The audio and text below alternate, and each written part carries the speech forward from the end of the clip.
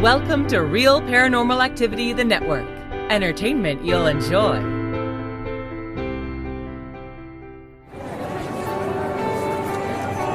You are listening to an RPA production, where people gather.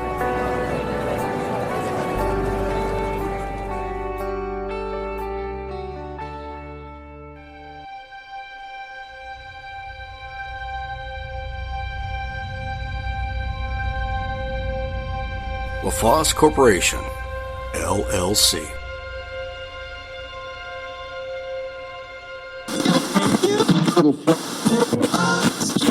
Hello, everybody. This is your presenter, Terry from Texas. I am back from my enforced hiatus. I had some health issues that I needed to address, but I'm okay. And I am back with another episode of Terry's Mysterious Moments. So let's get into it. You know, I've said this time and again on different shows that wartime has some really weird stuff that goes on during it. It can be really scary stuff, really weird stuff, really terrible, bad stuff. But this is a story from World War I. I'll be honest with you, I don't know if it's true or not. It's just been reported, and I think it falls within my mysterious moments bailiwick. In the bitterly cold days of World War I, bloody conflicts and political tensions were raging throughout the entire world. Soldiers were separated from families and were forced to serve at the nation's borders to satisfy some political greed veiled under nationalism. It's during times like these that legends were common. Some men dreamt of angels hovering down the skies to save mankind, while others fetched tall tales of cannibalistic ghouls and ruthless demons being employed by countries to crush their opponents. But amidst the clouds of false legends and rumors, one spine-chilling tale surrounding the little town of Mons in Belgium has quite some factual base. This tale is about the legendary Hound of Mons. During the first monumental turn of World War I, heavily outnumbered British troops set out to corner German soldiers at the Battle of Mons during August of 1914. A tedious fight followed. Although the Germans were thrown back, British soldiers sustained fatal wounds. Of course, this is early warfare where they fought from trenches, where they came up in droves and marched in line abreast across a place called No Man's Land. Problem about No Man's Land was that no man could own it because each side had a new weapon called machine guns that would throw out hundreds, maybe even thousands of rounds per minute. So if 100 soldiers got up out of the trench and started forward, they may not make it all the way across before all of them were either hit or killed. In this difficult turn of events, everyone was looking for a ray of hope or a miracle. On the 24th of April 1915, the British spiritualist magazine produced a column detailing the strange events that took place during the Battle of Mons, when several angels descended from the heavens, bows in their hands, to defend the British Army. Many more claims surfaced with varying details. The story became such an inspiration to the masses that any claims of it being false were taken as treason. The leaders seemed to be deliberately spreading the legend as they delivered sermons to inspire the wearied soldiers. However, there was another tale, much more fearsome and sinister, that had developed in this little town.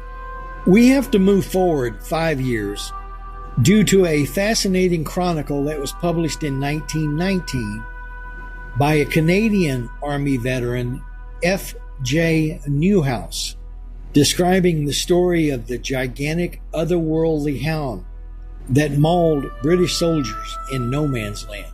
Publishing claimed that this hound wasn't your typical hellhound or phantom, but was the intentional creation of a horrific German experiment. Why is it always the Germans that have to do these weird experiments? You know, World War II, why don't they put a man from Texas with superhuman strength out there? Have him just run up to the Germans or the Japanese and yell, "Yeehaw, boys, it's time to party," and take care of them all. You know, that would work for me. But anyway, according to Newhouse in his story, a certain Dr. Gottlieb Hochmuller had been performing an array of experiments to develop a powerful weapon to sway the war in Germany's favor. Now, if this is 1914 when this is happening, the war had only been on for a few months.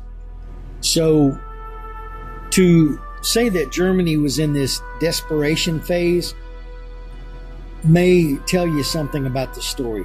According to all the information in the story, Dr. Hochmuller was a real-life Dr. Frankenstein type.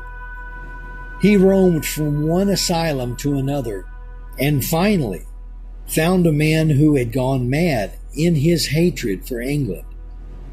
He didn't need a reason to kill Englishmen. He would do it for fun. Hochmuller then extracted the brain from the madman, thus ending his life, with the consent of the German government, and supposedly inserted it into the skull of a Siberian wolfhound. While the madman died, the dog, with tender nursing, grew powerful and notorious. Apparently, a Siberian wolfhound is a huge beast. Once ready, it was set free to hunt down British soldiers on the battlefield of Mons. But is there any truth in this unbelievable legend? Perhaps yes. The days of nightmare began on November 14th of 1914, when a Captain Yeskis and 4 associates from the London Fusiliers went to patrol no man's land. I guess they had various reasons to go out there. Some were military, to find possibly ways into the German lines or ways through the German lines, safe ways. They may have been out there to find wounded soldiers who were still alive, who could be recovered, basically just to keep their lines safe from any encroaching Germans. But Captain Yeskis and his 4 Fusiliers never returned.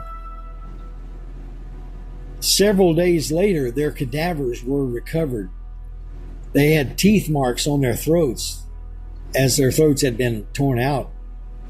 And nights later, a petrifying howl was heard from the darkness. From then on, more and more soldiers would die in no man's land. They each had the same canine imprints on their throat. Every now and then, a howl was heard, and sentries dreadingly noticed a big gray brute tread the grounds of no man's land. Days after, the hound just disappeared, never to be seen again. At the time this story was told after the war, civilians were suspicious of it. After all, this seems to be something right out of an Edgar Allan Poe horror fiction, or even out of the very story of Dr. Frankenstein and his creature. Newhouse claimed that certain secret papers, there's always papers, had been released from Hochmuller's house, which proved the legend. By the way, whatever happened to Dr. Hochmuller? That's never told. Unfortunately, the papers were never again heard of. Why not? Keep being kept by the government keeps him safe from someone else trying it until the government gets ready to. For now, the Hound of Mons has to just take its position among the many myths and fictions of old battlefields. Yeah, nature, which usually takes a beating during times of war, especially wars like World War I and World War II, where there was a lot of artillery and bombs and just blowing stuff up. Nature seems to fight back, and it is indiscriminate as to whom it retaliates against. The good guys, the bad guys, the folks in between.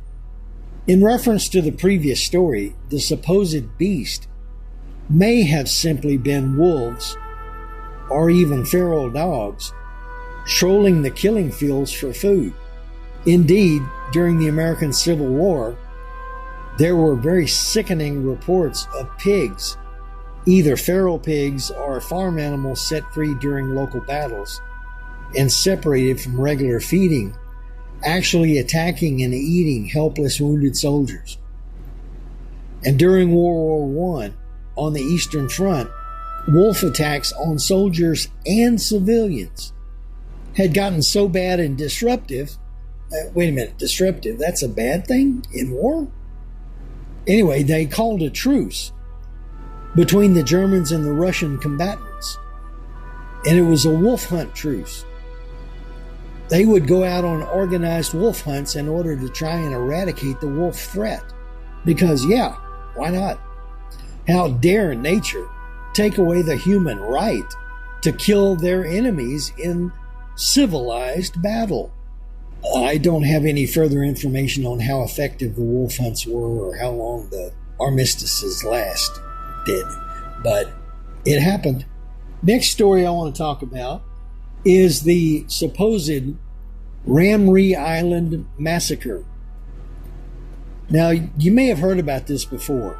In early 1945, as part of the Pacific War during World War II, Allied forces pinned down 1,000 Japanese soldiers in a mangrove swamp off the coast of Burma, which is now, thanks to people who like to change things up, called Myanmar.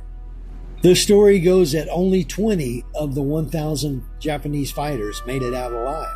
And the story further goes that the rest were reportedly eaten alive by hordes of prehistoric-looking saltwater crocodiles, who are some big, bad mamma jammas.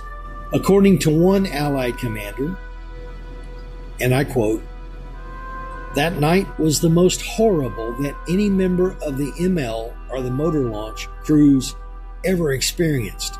The scattered rifle shots in the pitch black swamp, punctured by the screams of the wounded men, crushed in the jaws of huge reptiles, and the sound of spinning crocodiles made a cacophony of hell that has rarely been duplicated on Earth. At dawn, the vultures arrived to clean up what the crocodiles had left.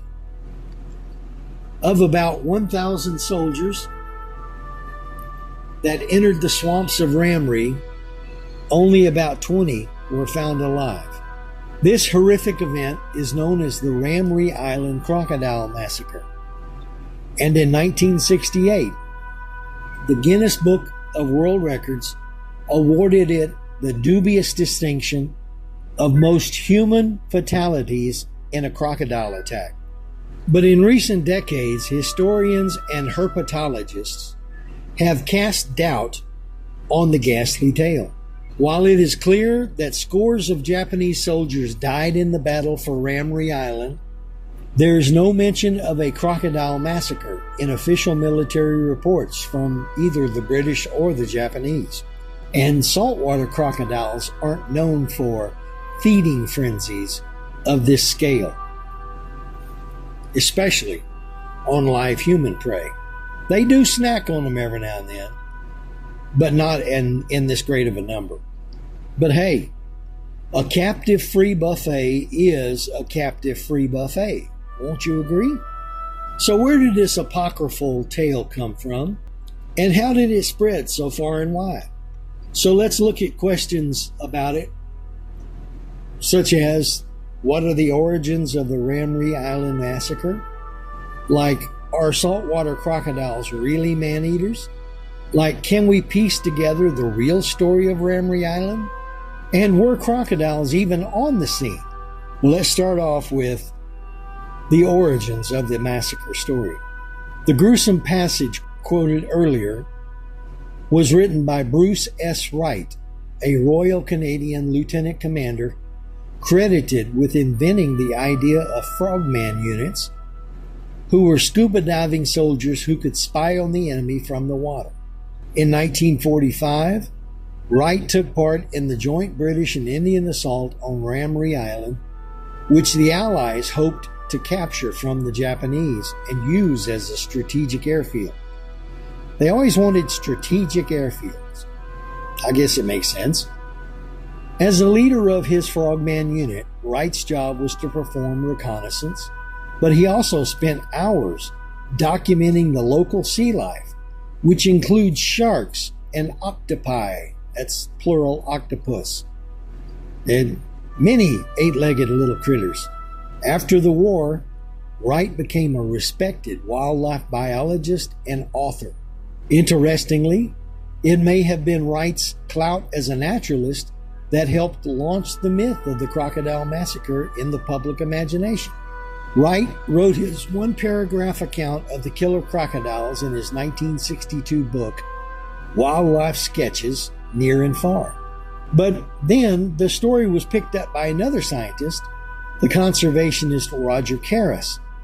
In his 1964 book, Dangerous to Man, Karras called the Ramree incident one of the most deliberate and wholesale attacks on man by large animals that is on record.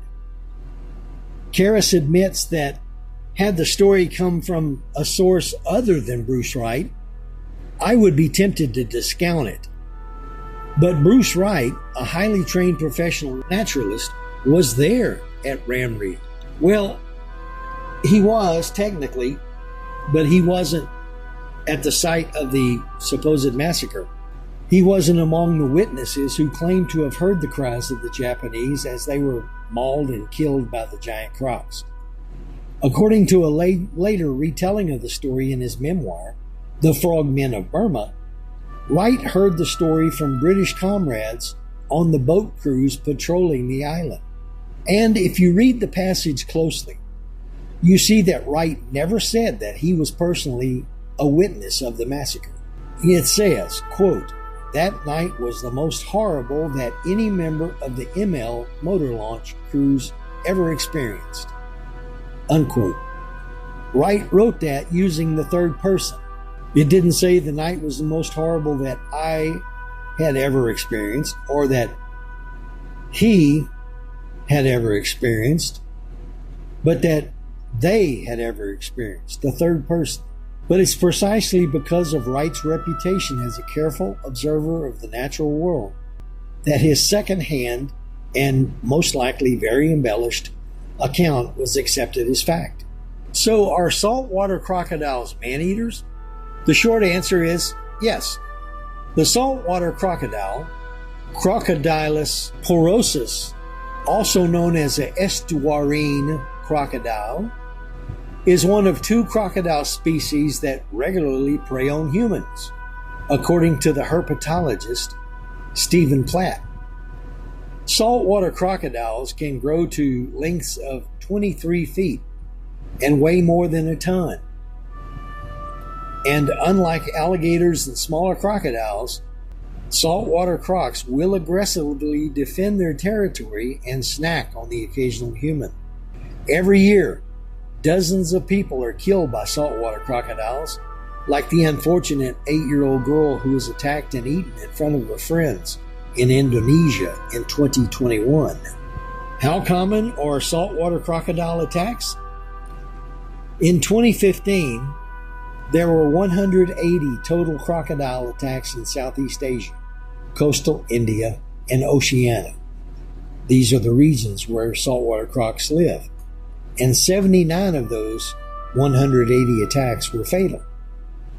Given that fewer than 100 people are killed by saltwater crocodiles each year across all of Southeast Asia and Oceania, what are the odds that 900 Japanese soldiers could have been eaten alive by ravenous crocodiles in a matter of weeks, much less during one horrific night on one small island? Historian Frank McLean, in his book on the battle for Burma, concluded that the Ramree Island crocodile massacre, quote, offends every single canon of historical verifiability, unquote, and it also defies ecological logic. Historians, much like movie critics, are sometimes so self-important that they get self-righteously indignant if someone, anyone, makes a statement they do not agree with. Then they get mouthy and stupid. If thousands of crocodiles were involved in the massacre, McLean asks, according to this account in the Avocado, how had these ravening monsters survived before? And how were they able to survive later? Perhaps there was some sort of crocodile message system that went out that said, hey, we're going to have sushi tonight. Now, let's kind of piece together the real story of Ramree Island. If the 900 Japanese soldiers weren't gobbled up by crocodiles, as reported by Wright, then how did they die? Well, for starters, the Japanese didn't lose 900 soldiers at Ramree. According to two investigations, one by the National Geographic show Nazi World War Weird, and another by herpetologist Stephen Platt, roughly 500 of the original 1,000 Japanese soldiers were able to escape the mangrove swamps alive. That information was found in the Japanese military archives. Note, if you will, that the battle for Ramree Island took place over a month and was not an overnight event. That still leaves 500 Japanese wigglers of soldiers dead on Ramree, but very few of them, if any, were victims of crocodiles.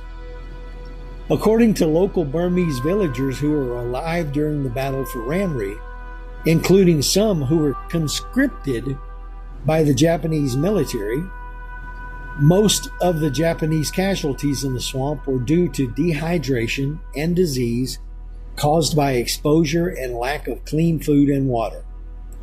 That makes perfect sense. So, what were those horrifying sounds that British boat patrols reportedly heard on that fateful night in February of 1945? There might be an answer for that too. According to British military records, accessed by the National Geographic Investigation, in the early hours of February 18, 1945, the Allies discovered a desperate attempt by hundreds of Japanese soldiers to swim across a channel separating Ramree Island from the Burmese mainland. Except for a few swimmers, it's doubtful that any survived the crossing, reads the official British report, according to the National Geographic show. It's estimated that at least 100 Japanese were killed or drowned that night. 200 killed is regarded to be a conservative estimate. About 40 loaded boats were known to have sunk. Possibly another 50 Japanese died in the mangrove from exposure and want of food and water. 14 prisoners were taken. This was most likely the real Ramree Island massacre, one perpetrated by human soldiers in an awful war, and not by bloodthirsty predators. So, were there really these massive, prehistoric-like crocs on the scene? Even though the vast majority of the Japanese casualties at Ramree were from conventional causes, there is some credence to the crocodile story. When Stephen Platt's team interviewed local villagers, they said that 10 to 15 Japanese soldiers may have been attacked and killed by crocodiles as they tried to swim the channel. Another Allied commander reported that the escaping Japanese soldiers fell victim to naval patrols and sharks while attempting to reach the mainland. So there's evidence that at least some soldiers were killed by large predators lurking in the water. Probably sharks. And then there's the gruesome clue to the origin of the Ramree Island myth. The morning after the Allied forces mowed down hundreds of escaping Japanese soldiers, the British military noticed the arrival of some opportunistic hunters to feed on the dead. See, they got the notice about the sushi, The next day presented a grim appearance to add to the horror of the scene, says the official report. Crocodiles previously reported as rarely seen appeared on the channel banks in increasing numbers. Special thanks to Christopher Saunders and his article at the Avocado on debunking the Ramree Island myth. As an addendum, labeled under Now That's Interesting, in 2017, the Guinness Book of World Records amended its entry on the Ramree Island crocodile massacre based on the National Geographic investigation. When they showed us compelling evidence that it couldn't have been such a high death toll, we had no option but to take the record out of circulation, said Editor-in-Chief Craig Glendale. Well, two stories of nature's creatures going berserk are one probably fileable in the total BS category, and the other a likely apocryphal story with some possible facts to base it on. That's what I have for this week. Thanks for joining us here on Terry's Mysterious Moments, and I hope you join us again. It's great to be back. Have a great week, y'all. Be safe, and we'll see you again soon. Bye-bye.